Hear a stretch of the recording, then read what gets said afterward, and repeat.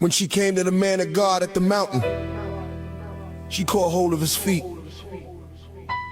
Gehazi came near to push her away, but the man of God said, "Leave her alone, for her soul is troubled within her, and Yahweh has hidden it from me and has not told me." Then she said, "Did I ask you for a son, my Lord? Didn't I say, do not deceive me?" Then he said to Gehazi, "Tuck your cloak into your belt, take my staff in your hand, and go. If you meet any man, don't greet him. If anyone greets you, don't answer him. Lay my staff on the child's face." The mother of the child said,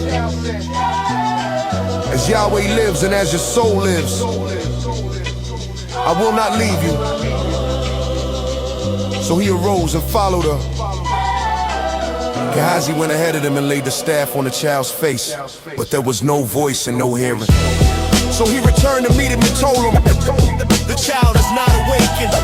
When Elisha had come into the house, the child was dead and lying on his bed. He went in, shut the door on them both, and prayed to Yahweh. He went up and lay on the child, putting his mouth on his mouth, his eyes on his eyes, and his hands on his hands. He stretched himself on the child, and the flesh of the child grew on. Then he returned and walked in the house once back and forth, then went up and stretched himself on him again. The child sneezed 7 times and opened his eyes.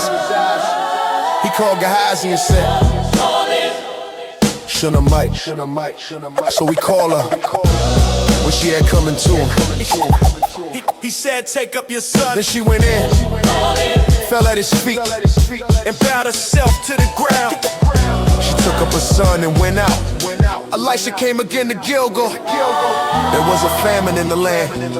The sons of the prophets were sitting before him. And he said to his servant, "Set on a large pot and boil stew for the sons of the prophets." One went out into the field to gather herbs and found a wild vine and gathered from it wild gourds. His lap full and came and sliced them into the pot of stew. For they didn't recognize them, so they poured out for the men to eat as they were eating the stew. They cried out and said, "Man of God, there is death in the pot." They could not eat it, but he said, "Then bring meal."